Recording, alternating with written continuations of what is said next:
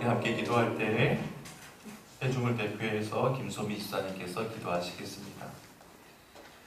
사랑과 은혜가 풍성하신 하나님 아버지, 10월 마지막 수요일 저녁 저희가 성경 공부로 모일 수 있게 하심을 감사드립니다. 주님의 크신 사랑과 자비로 이 시간 저희를 예배의 자리로 불러주셨고 주님의 말씀을 사모하는 마음을 주셔서 이 시간 주님을 찬양하고 영광 돌리는 복된 시간이 되게 하여 주시옵소서. 세상의 분주함과 혼란 속에서 저희의 영혼이 주님의 말씀으로 새 힘을 얻게 하시고 주님의 말씀을 듣고 깨달을 때 우리의 마음이 변화되고 그 말씀에 순종하는 삶을 살게 하여 주시옵소서.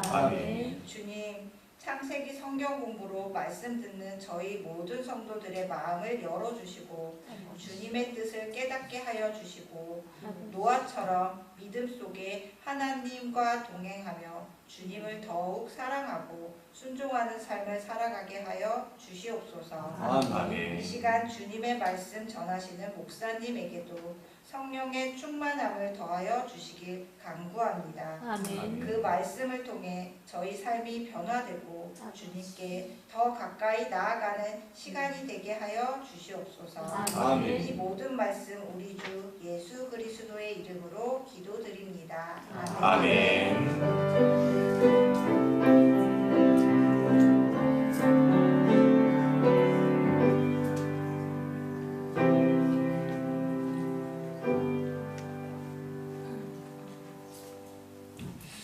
오늘 하나님께서 우리에게 주시는 말씀 창세기 6장 14절로 22절의 말씀입니다. 창세기 6장 14절에서 22절 말씀 함께 우리 천천히 읽어봅시다. 시작. 너는 보페르 나무로 너를 위하여 방주를 만들 때 그 안에 칸들을 막고 역청을 그 안팎에 칠하라. 내가 만들 방주는 이러하니 그 길이는 300규빗, 너비는 50규빗, 높이는 30규빗이라. 거기에 창을 내되 위에서부터 한 규빗에 내고 그 문은 옆으로 내고 상중하 3층으로 할지니라. 내가 홍수를 땅에 일으켜 무릇 생명의 기운이 있는 모든 육체를 천하에서 멸절하리니 땅에 있는 것들이 다 죽으리라. 그러나 너와는 내가 내 언약을 세우리니 너는 내 아들들과 내 아내와 내 며느리들과 함께 그 방주로 들어가고 너를 믿는 모든 생물을 너는 각기 암수 한 쌍씩 방주로 이끌어들여 너와 함께 생명을 보존하게 하되 새가 그 종류대로 가축이 그 종류대로 땅에 있는 모든 것이 그 종류대로 각기 둘씩 내게로 나아오리니 그 생명을 보존하게 하라. 너는 먹을 모든 양식을 내게로 가져다가 저축하라. 이것이 너와 그들의 먹을 것이 되리라. 노아가 그와 같이 하여 하나님이 자기에게 명하신 대로 다 준행하였더라. 아멘. 지난 시간에 나눈 말씀 잠깐 리뷰해 봅시다. 6장 9절 말씀이에요. 다 같이 시작. 이것이 노아의 조건이라. 노아는 의인이요 당대의 완전한 자라. 그는 하나님과 동행하였으며. 자, 여기에서 족보라고 번역된 히브리말 톨레다라고 하는 그 원뜻은 역사라고 그랬죠. 그래서 이것이 노아의 족본이라 라는 말보다 이것이 노아에 관한 역사다 또는 이것이 노아에 관한 이야기다 이렇게 표현하는 것이 훨씬 맞는 표현이라고 그랬습니다. 그러면서 하나님께서는 당시 노아에 대한 평가를 세 가지로 설명하죠. 첫 번째는 노아는 의인이요. 여기서 의인은 절대적인 의인이 아니라 히브리 말로 차티크, 상대적인 의인을 말한다고 했습니다. 온 세상 사람들이 육체의 정욕을 쫓아서 자기 마음대로 살아가는데 그들에 비해서 노아는 의로운 사람이었다는 것이죠. 두 번째 노아는 어떤 사람이었죠? 당대의 완전한 자. 여기서 완전하다는 말, 이 말도 히브리 말로 탐임이라고 하는데 마치다, 완수하다라는 의미라고 했습니다. 즉 당시 인간들 가운데서 하나님께서 무슨 말씀을 하시든 그 말씀을 자기 삶으로 완수하려고 했던 사람은 노아밖에 없었다는 것이죠. 계속해서 세 번째는 그는 하나님과 동행하였으며, 하나님과 동행한다고 하는 것은 하나님의 보조에 맞추어서 함께 걸어가는 것을 의미한다고 했습니다. 달리 말하면 전능하신 하나님의 보호하심과 도우심 속에 나를 맡기는 것을 의미한다고 했죠. 그래서 노아는 타락한 세상 속에서도 하나님의 보호하심 속에서 의로운 삶을 살 수 있었고, 그 하나님의 도우심에 힘입어서 하나님께서 무슨 말씀을 하시든 자기 삶으로 그것을 완수할 수 있었던 것이죠. 11절 말씀 봅시다. 11절 시작. 그때 온 땅이 하나님 앞에 부패하며 포악함이 땅에 가득한지라. 자, 여기서 하나님 앞에라는 말의 원뜻은 뭐라고 했습니까? 하나님의 면전이라고 그랬죠. 하나님의 얼굴 앞이라는 뜻이에요. 인간들이 타락하면서 온 세상이 부패하고 포악함이 가득했는데 어디 앞에서 부패했다고요?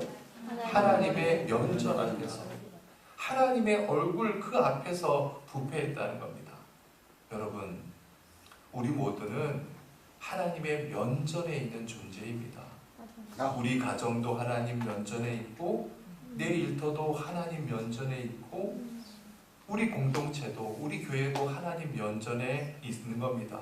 그래서 하나님께서는 당신의 불꽃 같은 눈초리로 우리를 감찰하고 계신다는 것을 잊어서는 안 되겠죠. 12절 말씀 시작. 하나님이 보신즉 땅이 부패하였으니 이는 땅에서 모든 혈육 있는 자의 행위가 부패함이었더라. 하나님이 보실 때 땅이 부패했다는 거예요. 여기서 이 땅이라고 하는 말은 세상이라는 말도 되고 인간을 뜻한다고도 했습니다. 왜 세상이 부패했다고요? 이는 땅에서 모든 혈육 있는 자의 행위가 부패했기 때문이라는 거예요. 이 세상에 사는 모든 혈육 있는 자가 부패했기 때문이다. 여러분, 여기서 혈육이라는 말이 히브리 말로 빠사르라고 했는데 그 원뜻이 뭐라고 했습니까? 짐승의 고깃덩어리. 고깃덩어리. 그러니까 하나님께서는 육체의 정욕만을 쫓아가는 모든 혈육 있는 자들을 빠사르, 그저 짐승의 고깃덩어리로 간주하고 있는 거예요. 여러분, 그렇습니다. 우리가 우리의 육체의 정욕만을 쫓으면서 부패하면 하나님 보실 때 빠사르, 고깃덩어리밖에 안 되는 것이죠. 13절 시작.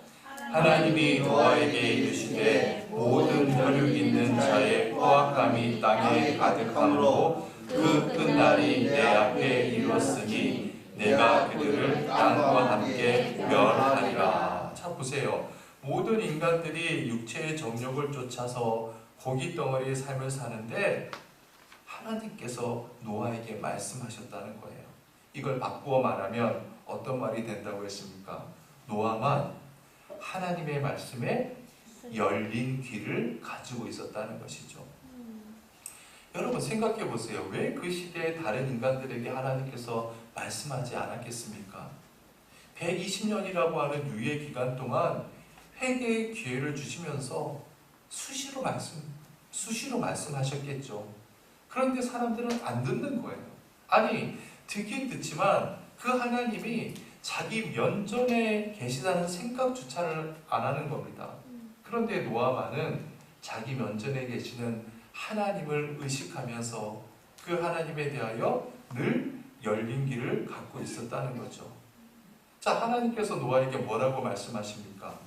모든 혈육 있는 자의 포악함이 땅에 가득함으로 그 그 끝날이 내 앞에 이르렀으니 내가 그들을 땅과 함께 멸하리라. 여러분 보세요. 노아만 이 소리를 듣는 거예요. 하나님의 이 말씀을 들었기 때문에 노아는 절대로 고기 덩어리의 삶을 추구하는 삶을 살지 않았던 것이죠. 결국 그들은 세상의 많은 부패한 인간들은 다 어떻게 된다고 해요?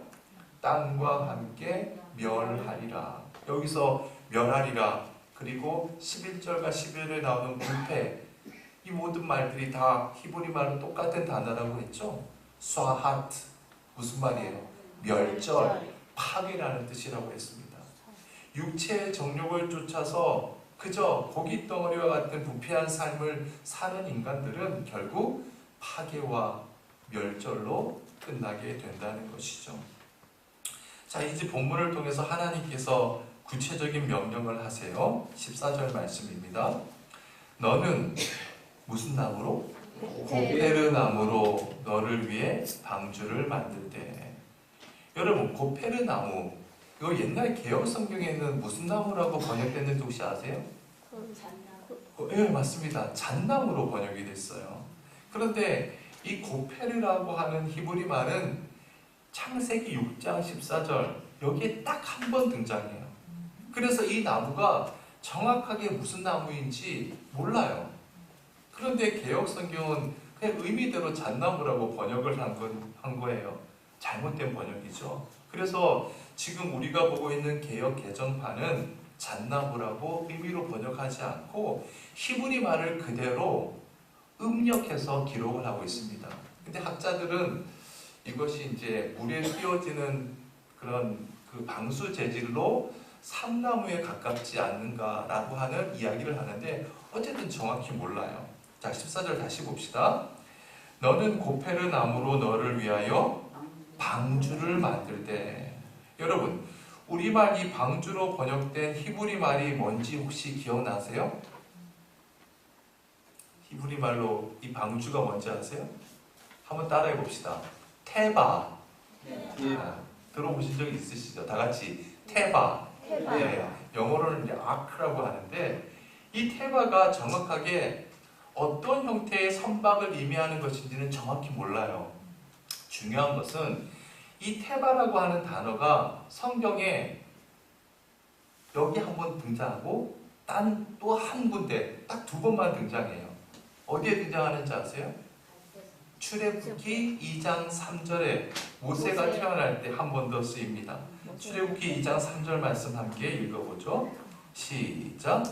더 숨길 수 없게 되매 그를 위하여 갈대 상자를 가져다가 역청과 나무진을 칠하고 아기를 거기 담아 나일 강가 갈대 사이에 두고. 자, 저를 보세요.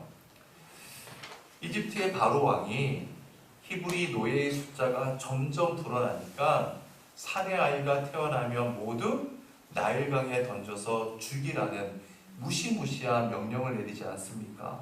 그런데 모세의 엄마 아빠, 그러니까 요게벳과 아므람이 아이를 죽일 수가 없었죠. 그래서 집에서 몰래 석 달 동안 키우다가 더 이상 키울 수 없게 되자 뭘 만들어요? 갈대 상자를 만들었습니다. 이 갈대 상자가 히브리 말로 뭐예요? 테바예요.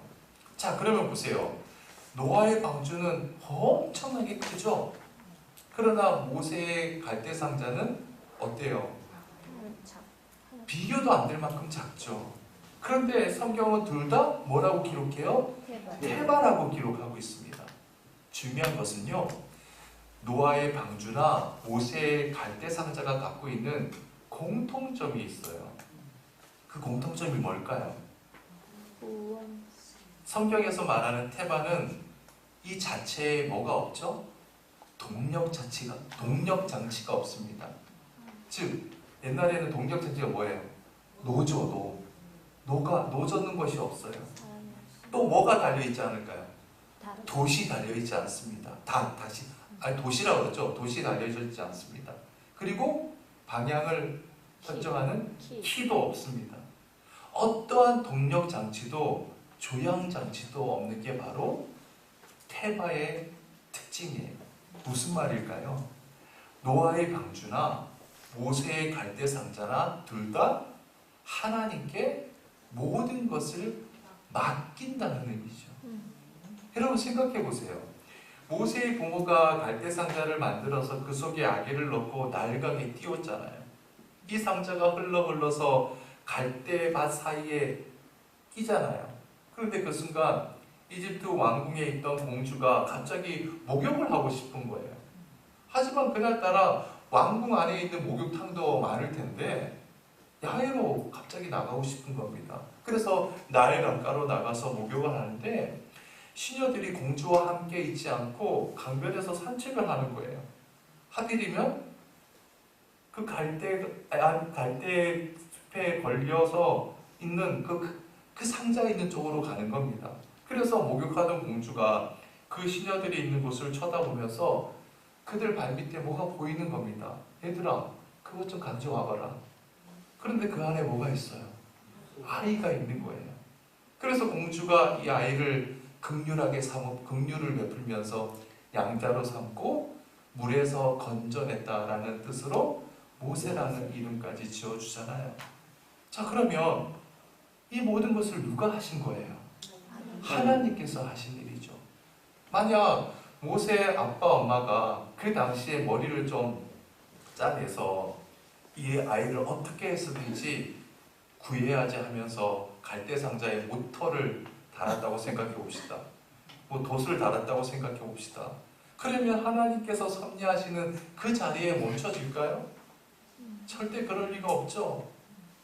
노아의 방주도 마찬가지였습니다. 어떠한 동력 장치도 노도 방향을 움직이는 키도 돛도 없었습니다. 여러분, 내가 내 인생을 태바로 만든다는 것, 내 가정을 태바로 만든다는 것, 내 일터를 태바로 만든다는 것, 내가 섬기는 공동체를 태바로 만든다는 것, 그것은 나 스스로가 동력이 되지 않는다는 것을 의미해요. 그러면 누가 동력이 되는 거예요? 오직 하나님 한 분밖에 없었죠. 하나님만이 동력이 되십니다. 하나님만이 앞으로 가야 할 그 방향을 정해주세요. 그래서 우리는 하나님께 내 인생을, 내 가정을, 내 일터를 맡기기만 하면 되는 것이죠. 그때 하나님께서 당신의 섭리로 저와 여러분을 이끌어 가시는 겁니다. 자, 계속해서 봅시다. 방주를 만들고 그 다음에 그 안에 뭐를 막고? 칸들을 막고. 이 칸을 막는다는 것은 뭐 베니아 합판으로 칸막이를 치라는 말이 아닙니다. 뭐 파티션을 만들라는 그런 말이 아니고 히브리 말을 그대로 번역하면 적어보세요. 둥지를 만들라. 그리고 보금자리를 만들라라는 뜻이에요. 둥지를 만들라, 보금자리를 만들라. 칸들을 막고는 뭐라고요? 둥지를 만들라, 보금자리를 만들라. 여러분, 지금 방주 안에는 온갖 짐승들, 온갖 새들이 다 들어오잖아요. 그 짐승과 새들 서로 습성이 같나요? 다 다르죠. 그래서 각 짐승들이 둥지를 틀 수 있도록 그들의 보금자리를 너가 다 만들어 주어라. 그러면 또 생각해 봅시다. 노아의 식구가 전부 몇 명이에요? 노아를 포함해서 노아와 아내 그리고 세 아들, 세 며느리 하면 전부 8명이죠. 이 8명도 방주 안으로 들어갔잖아요. 그러면 보세요. 사람이 사는 보금자리와 짐승이 사는 보금자리는 엄연히 다르지 않습니까? 즉 짐승의 보금자리뿐만 아니라 8명이 지낼 그 보금자리도 너가 다 만들라는 그런 의미죠. 그 다음 봅시다. 역청을 그 안팎에 칠하라. 여러분, 역청이라고 하는 것은 요즘식으로 말하면 아스팔트예요. 역청이 뭐라고요? 아스팔트. 아스팔트로 방주의 모든 안과 밖을 칠하라는 거예요. 이것은 물이 들어오지 못하도록 방수의 역할을 하는 것이라고 볼 수가 있죠. 자, 보세요. 내가 내 인생의 동력을 하나님으로 삼아요. 내 가정을 하나님의 동력이 되게끔 하나님께 맡겨요. 그런데 그것은 나는 아무것도 하지 않고 그냥 모든 것을 하나님이라는 이름으로 핑계를 대고 가만히 있는다? 그것을 의미하는 게 아닙니다. 하나님께서 내 인생의 동력이 되어주시기 때문에 내가 해야 할, 내게 맡겨진 일에 대해서는 투철해야 한다는 거예요. 그러니까 보세요. 노아는 하나님께 모든 것을 맡겼죠? 그러면서 하나님께서 이제 다 해결해 주셔야만 합니다. 하나님께서 뚝딱하고 방주를 내려주셔야 합니다. 라고 하지 않았어요. 노아는 하나님께 맡김으로 오히려 자신이 해야 할 그 일들에 대해서 더욱더 투철하게 완수했다는 것이죠. 자, 15절 말씀 봅시다. 15절 다 같이 읽어봅시다. 시작. 내가 만들 방주는 이러하니 그 길이는 300규빗, 너비는 50규빗, 높이는 30규빗이라. 여러분, 여기 규빗이라고 하는 단위는 당시에 성인 남자 팔꿈치에, 그러니까 이 팔꿈치에서 어디까지일까요? 손가락 중지 끝까지를 이야기해요. 이 여기까지 길이를, 그러니까 성인 남자 평균치죠. 이것을 요즘식으로 환산해 보면 약 한 46cm로 봅니다. 45cm에서 46cm. 그래서 뭐 45cm로 많이 이야기하는데, 제가 오늘 말씀을 준비하면서 저의 규빗을 한번 재어봤어요. 어느 정도 될까요? 팔꿈치에서 저기 중지까지. 좀 믿음이보다는 좀 짧은 것 같은데 정확하게 43.5cm였습니다. 슬프게도 45cm는 좀 모자라요. 어쨌든 그런데 지금으로부터 약 4,500년 전에 노아 시대 때 살았던 사람이나 저나 별로 큰 차이는 없어 보여요. 그러면 보세요. 자, 그러면 45를 한번 곱해봅시다. 300규빗에 45를 곱하면 총 몇 미터일까요? 135m가 되죠. 너비, 폭은 50규빗에 45를 곱하면 22.5가 됩니다. 22.5m. 높이는 몇 규빗? 30규빗. 거기다 45를 곱하면 13.5m라고 볼 수가 있어요. 길이는 135m, 폭은 22.5m, 높이는 13.5m. 그러면요, 이거를 보면 방주의 길이는 높이의 10배 정도가 되는 거예요. 폭은 길이의 6배 정도 됩니다. 여러분, 이 전문가들에 의하면요, 이 물에 떠야 하는 구조물이 길이, 높이, 폭을 이와 같이 배분하면 가장 안정적으로 뜰 수 있다고 해요. 그러니까 이런 크기의 선박은 물에 떴을 때 절대로 기울어지거나 엎어지지 않을 수 있다는 거죠. 이거 어쨌든 전문가들의 견해이기 때문에 하나님께서 참 과학적으로 설계하셨구나라고 우리가 생각할 수 있습니다. 어쨌든 하나님께서 그 규격으로 만들려고 하시는 거예요. 16절 말씀. 거기에 창을 내되 위에서부터 한 규빗에 내고. 이 말은요, 방주의 제일 꼭대기에서부터, 천정이라고 할 수 있겠죠. 천정에서부터 한 규빗, 한 규빗은 몇 cm라고 했어요? 45cm라고 했죠. 그러니까 가로 세로 45cm 크기, 한 요 정도 되겠네요. 그죠? 요 정도 크기의 창을 만들라는 겁니다. 그리고 계속 봅시다. 그 문은 어디로? 옆으로 내고 상중하 3층으로 할지니라. 이 문은 사람이 들어가고 짐승이 들어가는 문이잖아요. 그것은 옆으로 내라는 겁니다. 그리고 상중하 3층으로 해라. 아까 높이가 몇 규빗이라고 했어요? 30규빗, 13.5m라고 했으니까 이것을 3층으로 배분하면 한 층마다 약 한 4m가 조금 넘겠죠. 그렇게 3층으로 만들라는 거예요. 17절 말씀 다 같이 시작. 내가 홍수를 땅에 일으켜 무릇 생명의 기운이 있는 모든 육체를 천하에서 멸절하리니 땅에 있는 것들이 다 죽으리라. 자, 여기서 모든 육체에다가 공표를 한번 해봅시다. 모든 육체를 육체에 공표를 하시고 12절에 모든 혈육이 있는 자라고 할 때 혈육에다도 공표를 해봅시다. 육체, 혈육, 그리고 줄로 한번 이어봅시다. 여러분 12절에 혈육이 히브리 말로 뭐라고 했어요? 바사르. 뜻이 뭐라 그랬어요? 짐승의 고기 덩어리라고 했죠. 17절에 이 육체도 히브리 말로 바사르입니다. 하나님께서는 육체의 정욕만을 쫓아 살아가는 이 땅의 모든 고기 덩어리들을 어떻게 하신다? 모두 멸절시키겠다고 말씀하시는 거예요. 18절이 이렇게 또 18절이 이렇게 말씀하죠. 그러나가 또 나왔습니다. 그러나 너와는 내가 내 언약을 세우리니 너는 내 아들들과 내 아내와 내 며느리들과 함께 그 방주로 들어가고. 여기서 너와는 내가 내 언약을 세운다. 이 언약이라는 말, 이 말이 참 귀한 말입니다. 히브리 말로 베리트라고 하는데 이 말의 뜻이 있어요. 적어보세요. 묵다, 그리고 동여매다, 이런 뜻이 있습니다. 베리트가 무슨 뜻이라고요? 묵다, 동여매다. 이게 무슨 의미일까요? 하나님께서 우리에게 언약을 세운다고 하는 것은 당신의 약속으로 우리를 묶어주신다는 거예요.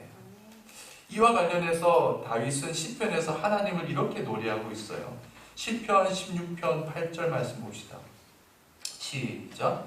내가 여호와를 항상 내 앞에 모심이여 그가 나의 오른쪽에 계심으로 내가 흔들리지 아니하리로다. 자 보세요. 내가 여호와를 항상 내 앞에 모심이여. 다윗은 항상 하나님을 자기 앞에 모셨어요. 근데 여러분 보세요.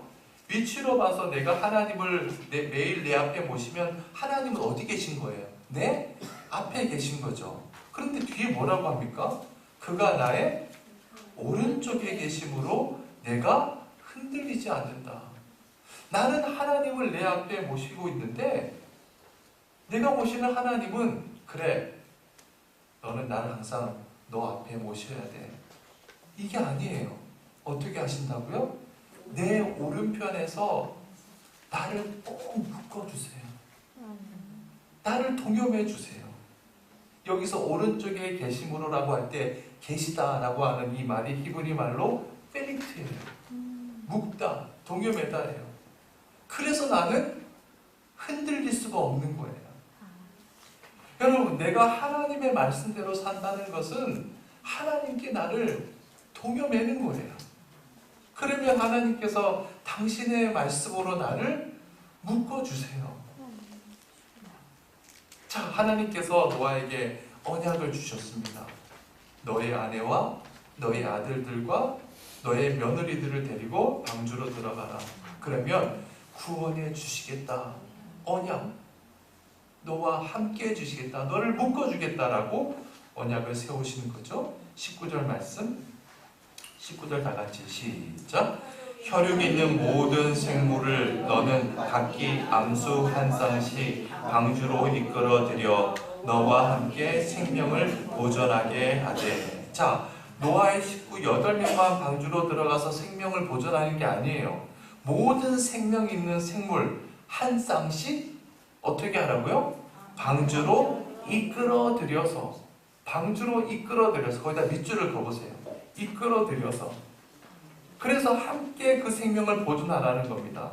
그런데 여러분, 노아가 어떻게 짐승들을 이끌어들일 수 있을까요? 노아가 무슨 수의학을 전공한 사람도 아니고 동물 전문가도 아닌데 어떻게 짐승들을 다 잡으러 갑니까? 또 새들은 또 어떻게 잡아야 돼요? 20절 말씀 봅시다. 새가 그 종류대로 같이 시작. 새가 그 종류대로, 가축이 그 종류대로, 땅에 기는 모든 것이 그 종류대로 각기 둘씩 내게로 나아오리니 그 생명을 보존하게 하라. 여기서 또 밑줄을 한번 봅시다. 내게로 나아오리니. 내게로 나아오리니. 하나님께서 내가 방주를 다 짓고 나면 내가 다 보내주겠다는 거예요. 그러면 노아는 뭐만 하면 돼요? 노아는 방주 문 앞에서 안으로 이끌어 들어가기만 하면 돼요. 교통정리만 하면 되는 거예요. 그러면 보세요. 19절 말씀에서는 하나님께서 노아에게 분명히 뭐라고 했습니까? 방주로 이끌어 드리라고 했는데 20절에서는 모든 생물들이 너에게로 나오게 하겠다라고 말씀하고 있어요. 여러분, 이거 너무너무 중요한 말씀이에요. 여러분, 우리 하나님께서 우리에게 말씀하실 때가 있습니다. 어떤 특별한 영감을 주실 때도 있어요. 그럴 때 그 하나님의 음성을, 그 말씀을 신중하게 더 상고하고 잘 들어야 해요. 즉, 하나님의 말씀을 끝까지 들어야 하는 겁니다. 400년 동안 노예 생활하던 이스라엘 백성들에게 하나님께서 내가 너희들을 해방시켜 주겠다 라고 말씀하셨어요. 얼마나 감격적인 말입니까? 얼마나 기뻐요. 그런데 그 다음 말을 듣지 않았어요. 레위기 11장 45절 말씀 봅시다. 시작. 나는 너희의 하나님이 되려고 너희를 애굽 땅에서 인도하여 낸 여호와라. 내가 거룩하니 너희도 거룩할지어다. 보세요. 이스라엘 백성들은 하나님께서 이집트의 압제에서 이스라엘을 해방시켜 주겠다라는 그 말만 들은 거예요. 그런데 그 뒤에 말씀을 보세요. 뭐라고 해요? 내가 거룩하니 너희도 거룩해라. 이스라엘 백성들은 이 거룩하라는 말에는 귀 기울이지 않았어요. 거룩한 하나님 앞에서 자신들도 거룩해야 된다. 그 말을 귀담아 듣지 않았기 때문에 하나님 앞에서 계속 범죄했던 겁니다. 또 보세요. 신명기 6장 10절로 13절입니다. 시작. 내 하나님 여호와께서 아브라함과 이삭과 야곱을 향하여 내게 주리라 맹세하신 땅으로 너를 들어가게 하시고 내가 건축하지 아니한 크고 아름다운 성읍을 얻게 하시며 내가 채우지 아니한 아름다운 물건이 가득한 집을 얻게 하시며 내가 가지 아니한 우물을 차지하게 하시며 내가 심지 아니한 포도원과 감람나무를 차지하게 하사 내게 배불리 먹게 하실 때 너는 조심하여 너를 애굽 땅 종되었던 집에서 인도하여 내신 여호와를 잊지 말고 내 하나님 여호와를 경외하며 그를 섬기며 그의 이름을 맹세할 것이니라. 자, 하나님께서 이스라엘 백성들을 향해서 너희들 이제 가나안 땅으로 들어가면 크고 아름다운 성읍도 주고 배부르게 해주겠다 라고 하면서 그 뒷부분에 뭐라고 얘기해요? 너는 조심하고 너를 애굽 땅 종되었던 집에서 인도하신 여호와를 잊지 말고 내 하나님 여호와를 경외하고 그를 섬겨야 된다. 그런데 이스라엘 백성들은 여호와를 경외하고 섬기는 것에 대해서는 관심을 두지 않았어요. 그 말에 귀를 기울이지 않았어요. 결국 그들은 해방의 기쁨에만 들떠 있다가 40년 동안 하나님을 계속 외면하다가 결국 광야에서 다 죽지 않습니까? 가이사랴 빌립보에서 주님께서 제자들을 향해서 너희들은 나를 누구라 하느냐라고 묻자 베드로가 얼마나 멋진 대답을 합니까? 주는 그리스도시요 살아계신 하나님의 아들이십니다. 그 말을 듣고 예수님께서 얼마나 좋았던지 베드로에게 극찬을 하시죠. 그리고 그 고백 위에 나의 교회를 세우겠다라고 천명하십니다. 그러면서 주님께서 뭐라고 말씀하세요? 이제 곧 예루살렘에 내가 가면 대제사장들 그리고 장로들에게 핍박을 받고 십자가에 못 박혀 죽을 것이다. 그러나 3일째 되는 날 내가 다시 살아날 것이다. 그런데 제자들은 그 뒷말을 듣지 않았어요. 분명히 주님께서는 살아날 것이라고 말씀하셨는데 무슨 얘기만 들려요? 죽는다는 얘기만 들리는 거예요. 그래서 예수님의 말이 채 끝나기 전에 베드로가 어떻게 합니까? 마태복음 16장 21절 22절 말씀 읽어볼까요? 시작. 이때로부터 예수 그리스도께서 자기가 예루살렘에 올라가 장로들과 대제사장들과 서기관들에게 많은 고난을 받고 죽임을 당하고 제3일에 살아나야 할 것을 제자들에게 비로소 나타내시니 베드로가 예수를 붙들고 한면하여 이르되 주여 그리 마옵소서 이 일이 결코 주께 미치지 아니하리이다. 여기서 베드로가 예수를 어떻게 했어요? 붙들었어요. 이 붙들다라고 하는 말이 에피타미오라고 하는데 꾸짖다, 야단치다라는 말이에요. 여러분, 어떻게 제자가 스승을 붙잡고 야단칠 수 있습니까? 꾸짖을 수 있습니까? 생각해 보세요. 베드로는 방금 전까지만 하더라도 예수님을 향해서 당신은 그리스도시고 살아계신 하나님의 아들이십니다. 성자 하나님이십니다. 당신이야말로 하나님이라고 고백했잖아요. 그런데 어떻게 그 성자 하나님을 붙잡고 함부로 야단칠 수 있어요? 그러니까 보세요. 베드로는 예수님께서 고난을 당하고 죽을 것이다, 이 말만 들은 거예요. 그 뒤에 살아날 것이다, 부활할 것이다, 이 말은 일체 듣지 않았던 겁니다. 베드로뿐만 아니죠. 모든 제자들이 이 말씀을 듣지 않았기 때문에 예수님께서 십자가에 돌아가시자마자 다 불불이 흩어지잖아요. 다 자포자기해 버리잖아요. 만약 노아도 베드로처럼 이스라엘 백성들처럼 20절에 모든 것이 그 종류대로 각기 둘씩 네개로 나오게 하겠다, 이 말을 끝까지 듣지 않고 19절 말씀, 너는 각기 암수 한 싹씩 반주로 이끌어 드려라, 이 말씀만 붙들었다고 생각해 보세요. 그리고 동물을 잡으러 다녔다. 그러면 방주는 어느 세월에 다 짓겠어요? 또한 동물은 또 어떻게 잡아오겠습니까? 그래서 여러분, 제가 일전에 말씀드린 것처럼 요절신앙의 위험성이 바로 여기에 있어요. 요절신앙. 그래서 우리는 하나님의 말씀을 언제나 통념적으로 받아들여야 합니다. 여러분 꼭 기억하십시오. 말씀을 읽으실 때 언제나 말씀 전체를 묵상할 수 있어야 돼요. 말씀 전체에 귀를 기울여야 합니다. 귀가 열려 있어야 돼요. 그러지 않고 내 구미에 맞는 구절 한두 개만 취하면 베드로처럼 예수님을 야단칠 수 있고 이스라엘 백성들처럼 해방을 얻고서도 하나님과는 무관한 광야의 삶을 살 수 있다는 것을 잊어서는 안 됩니다. 어쨌든 노아는 자신에게 주어진 말씀을 끝까지 들었다는 것이죠. 21절 말씀 시작. 너는 먹을 모든 양식을 내게로 가져다가 저축하라. 이것이 너와 그들의 먹을 것이 되리라. 자, 하나님께서 노아에게 주신 미션, 사명은요, 방주만 짓는 것이 아니었습니다. 먹을 양식에 대해서, 즉 노아의 가족들이 먹을 양식도 있고 짐승과 또한 새의 양식까지 준비해서 저장해 두어라, 저축해 두라는 거예요.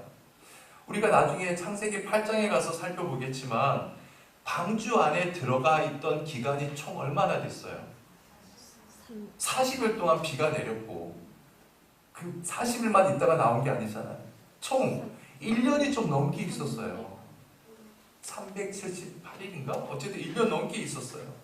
그러니까 1년 넘는 기간 동안 8식구가 먹어야 하는 식량도 준비하는 거, 이것도 엄청난 분량인데 그 많은 동물, 새들의 먹이를 준비하는 것 얼마나 고된 일이겠어요. 22절 말씀 시작. 노아가 그와 같이 하여 하나님이 자기에게 명하신 대로 다 준행하였더라.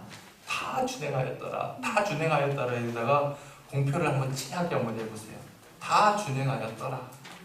다 준행하였더라. 여러분, 뭘 준행했다는 걸까요? 길이가 135m, 폭이 22.5m, 높이가 13.5m 되는 방주를 지었다는 것이죠. 이 엄청난 방주를 짓는 것 도대체 얼마나 많은 시간이 소요됐을지 짐작이 가지 않아요. 수십 년 걸렸을 것 같아요. 그러면 생각해 보세요. 노아는 배를 만드는 조선 기술자가 아니잖아요. 그래서 방주를 지으려면 분명 그 시대에 기술자들을 돈을 주고 임금을 주고 방주를 짓는데 동원했을 거 아닙니까? 혼자 다 짓지 않았겠죠, 가족들하고.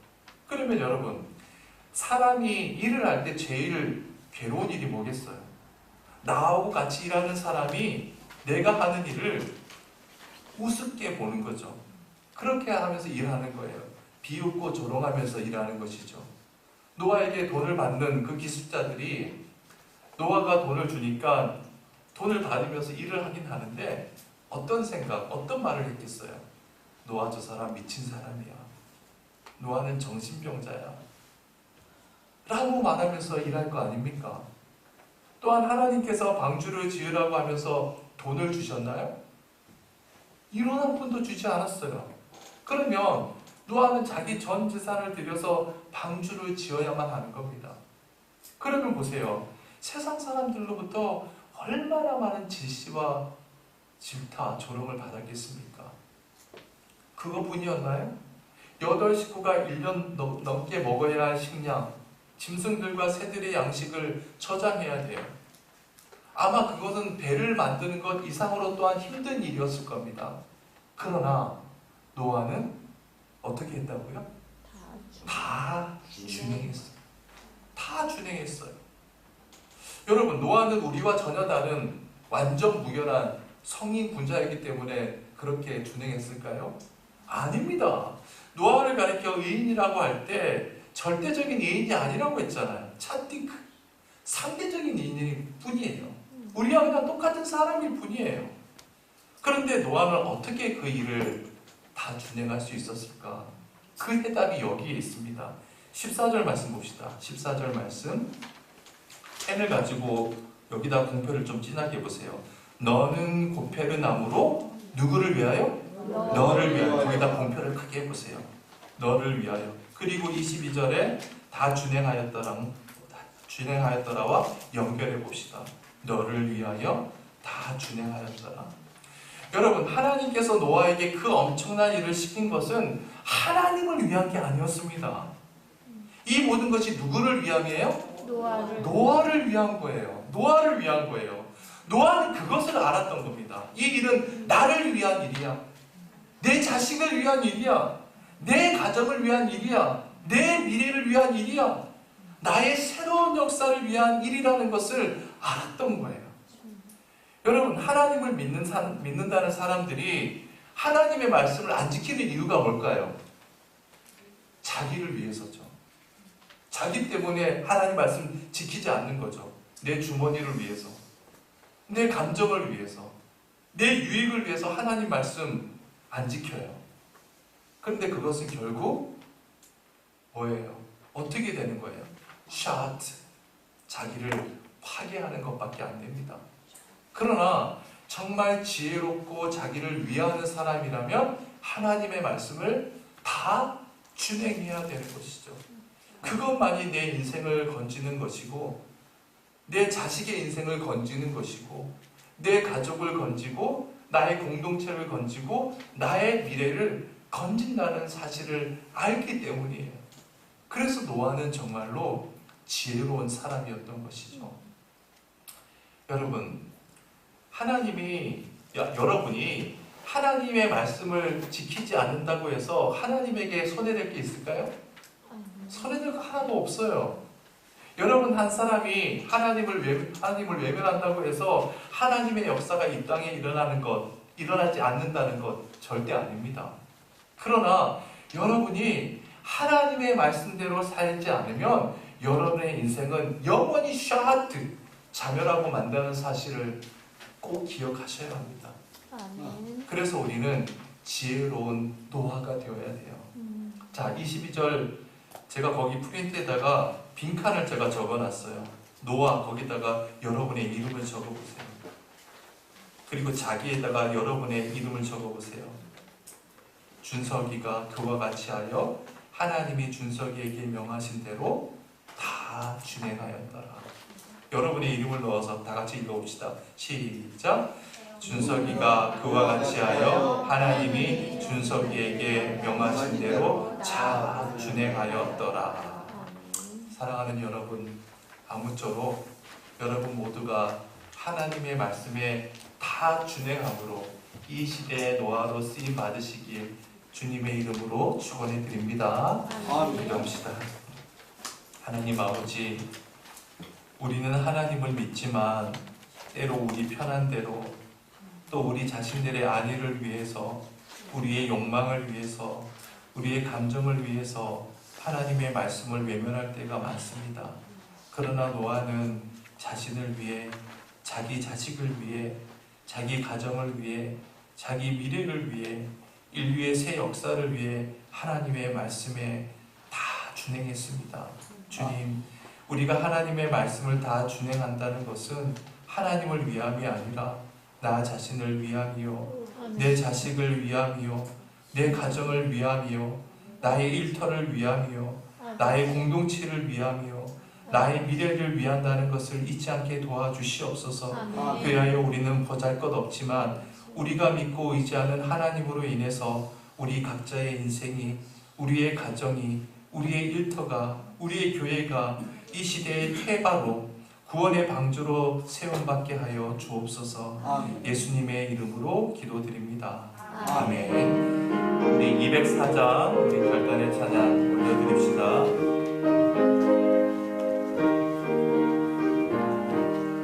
주의 말씀 듣고서 준행하는 자는 반석 위에 떠났고 집을 지은 같아. 비가 오고 늘라며 바람 부딪혀도 반석 위에 세운 집 무너지지 않네. 잘 짓고 잘 짓세, 우리 집 잘 짓세. 만세 반석 위에라, 우리 집 잘 짓세. 주의 말씀 듣고도 행치 않는 자는 모래 위에 떠났고 집을 지은 같아. 비가 오고 늘라며 바람 부딪힐 때 모래 위에 세운 집 크게 무너지네. 잘 짓고 잘 짓세, 우리 집 잘 짓세. 만세 반석 위에라, 우리 집 잘 짓세. 세상 모든 사람들 집을 짓는 자니 반석 위가 아니면 모래 위에 짓네. 우리 구주 오셔서 지은 상을 줄 때 세운 공로 따라서 영영상벌 주리. 잘 짓고 잘 짓세, 우리 집 잘 짓세. 만세 반석 위에라, 우리 집 잘 짓세. 하늘에 계신 우리 아버지여, 이름이 거룩히 여김을 받으시오며 나라의 마옵시며 뜻이 하늘에서 이룬 것 같이 땅에서도 이루어지이다. 오늘날 우리에게 일용할 양식을 주옵시고 우리가 우리에게 죄 지은 자를 사하여 준 것 같이 우리의 죄를 사하여 주옵시고 우리를 시험에 들게 하지 마옵시고 다만 악에서 구하옵소서. 대개 나라와 권세와 영광이 아버지께 영원히 있사옵나이다. 아멘.